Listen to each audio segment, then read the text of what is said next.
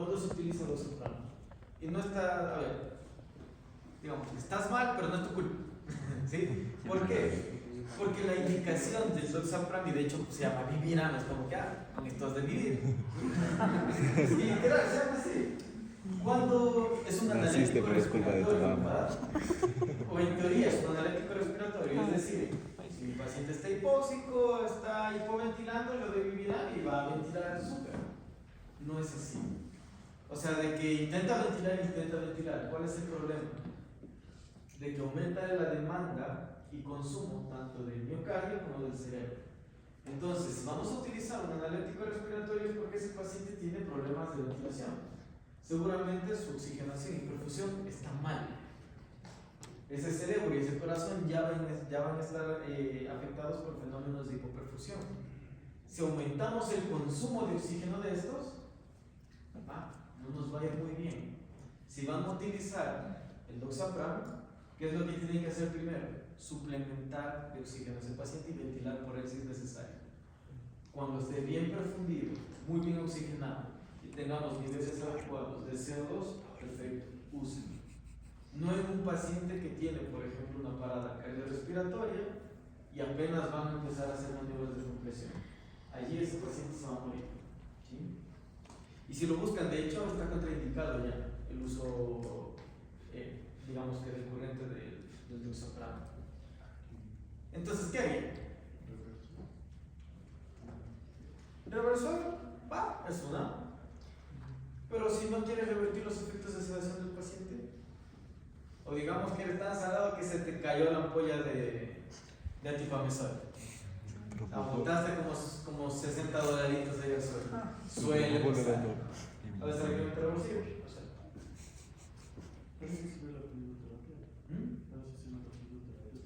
¿A qué? No, acuérdate que la presión acá va a estar súper. Tiene tendencia al alta. Tenemos bradicardia. Si les asusta esa bradicardia, no ocupo otro fármaco que dé como efecto adverso algo que genere. Bien, cualquier fármaco que tenga la capacidad de vasodilatar al paciente. Recuerden, tenemos bradicardia porque hay vasoconstricción. Si lo vasodilata, ¿qué va a hacer el corazoncito? Su frecuencia cardíaca va a elevarse nuevamente. ¿Sí? Por eso les decía que acaba mucho en clase. La ecuación esa de que no es muy compleja, de presión arterial es igual a la frecuencia cardíaca por todo vasomotor, es en lo que se fundamenta literal el mantenimiento de presión arterial como un paciente anestesiado. Entonces, ¿qué fármacos podrían utilizar? Acepromacina, perfecto. ¿Qué más?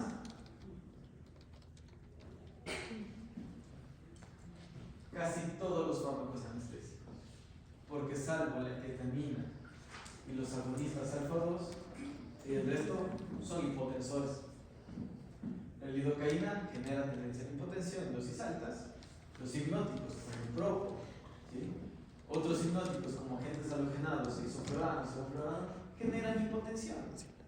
Entonces, si tienen, y aquí es en donde empezamos un poquito a decir, ¿será? Si mi paciente está radical, básicamente, ¿qué les estoy diciendo? Profundicen. ¿Sí? Porque si les estoy diciendo que le den más propofol, ese paciente va a querer un plano de hipnosis más profundo, va a vasodilatarse, pero el corazón va a elevar su frecuencia cardíaca. ¿Sí? Cuando tenemos, por ejemplo, bloqueos, no nos preocupamos mucho si es de primero y segundo grado, no pasa nada, siempre y cuando la hemodinamia se mantenga bien. Si tenemos baja de la presión arterial asociada al bloqueo, perfecto, allí sí, dos opciones. Una, revertimos, como le dijeron acá, u otra, allí sí está indicado el uso de atropina. ¿Sí? En este caso, muy específico.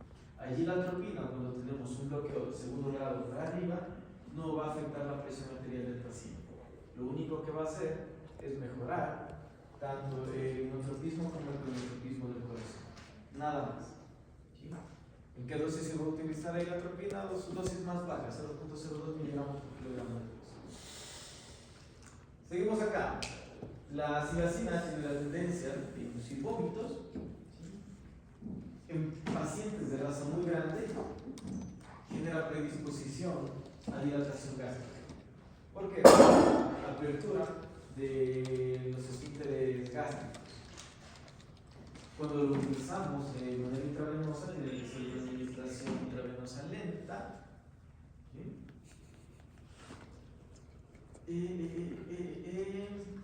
Ojo, no, ni se les ocurra dar esa bonita alfa-2 en pacientes gestantes, ¿no? Para matar a esos bebés. Recuerden que son vasoconstrictores periféricos. Entonces, esos bebés, primero, si tienen la capacidad de atravesar la barrera placentaria, y segundo, vamos a tener vasoconstricción. Va a haber merma en el aporte de oxígeno de esos bebés, van a ser hipoxia fetal y pueden morir. Ahora, fíjense en la selectividad que tiene la dexmedetomidina. 1620 a 1 en relación a la selectividad de la silacina, que era 160 a 1.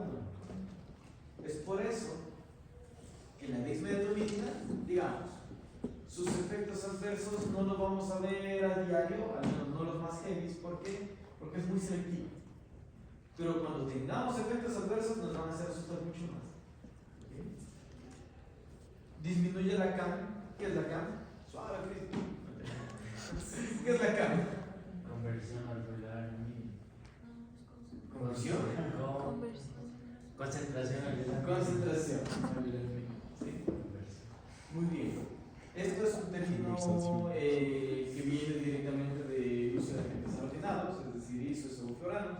Entonces, cachan, bueno, anotaron todos que se nos ocurre, pero cachan que el uso de la dexmedetomidina puede disminuir en cuanto, incluso hasta un 85% de los requerimientos de hipnóticos en general.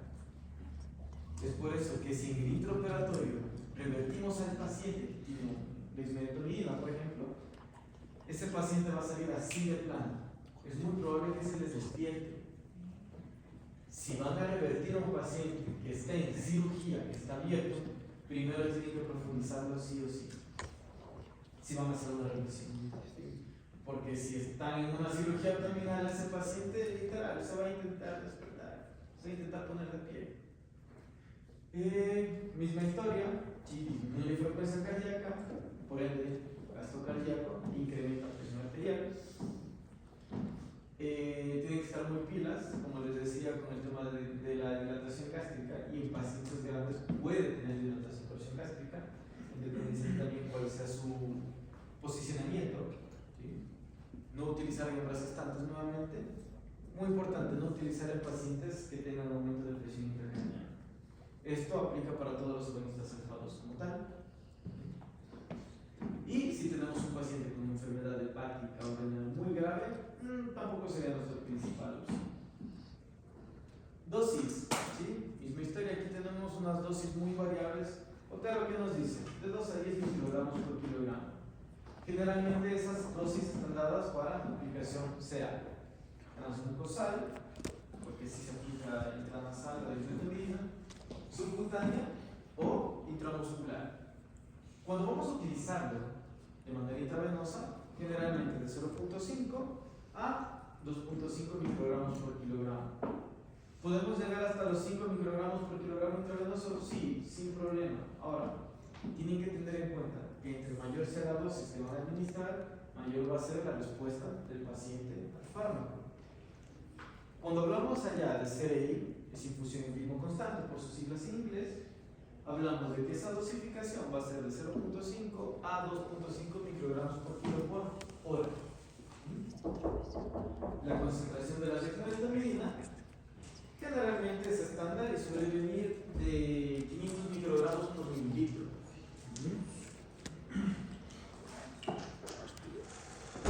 Justamente lo que veíamos acá, neuroleptonalgesia. Neuroleptonalgesia, lo que decíamos, es un estado de analgesia quirúrgica muy importante, sin pérdida de conciencia. Es decir, acá no tenemos hipnosis, acá tenemos el grado de sedación que nos va a dar el agente neuroléptico. ¿Sí? Entonces, ¿por qué se desarrolló este tipo de combinación, este tipo de técnica? En pacientes que necesitan analgesia muy potente de primer nivel, pero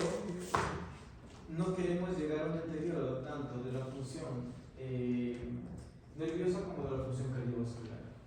¿Cómo lo logramos? Ya lo habíamos dicho, un neurolético con un analgésico, opioide, sí o sí. Pero aquí se me han cambiado. Yo había visto que en la ese de ahí usan en gatos como sitio de ponen subcutáneo en el sitio de acupuntura. Sí, Para hacer muy bien. eso. ¿En dónde? Es en el bueno es en el sitio de la Más de la acá arribita acupuntura. sería, Ajá. si lo traspolamos a un humano. Ajá. ¿Sí? Es en el GV20. GV o V20. Muy bien. pregunta completa Es el vaso gobernante número 20. Es un sitio de acupuntura, ¿sí?, en el cual tenemos una vascularización bastante particular. Hay más vascularización en esa zona. Pero le ponen con una aguja en específico o no? No, es con la. Si hablamos de gatos, tiene que ser con la calibre 26, con la insulina, porque es una subcutánea.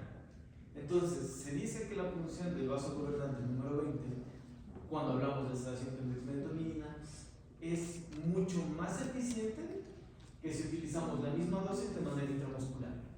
Más rápida, más eficiente. Logramos casi los efectos de la administración intravenosa. Entonces, sí, muy bien, Nico.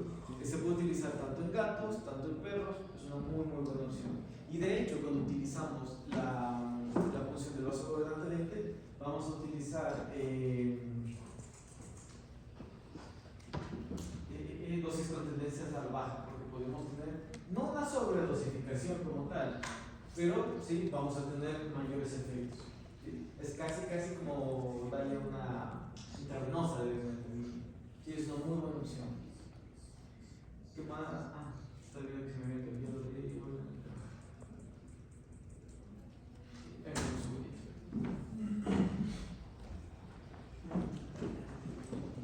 No había visto esa concha.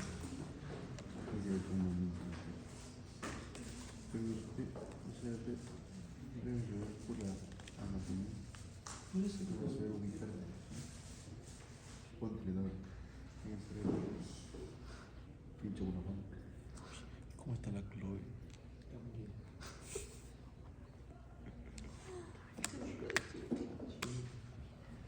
Muchas gracias, amor.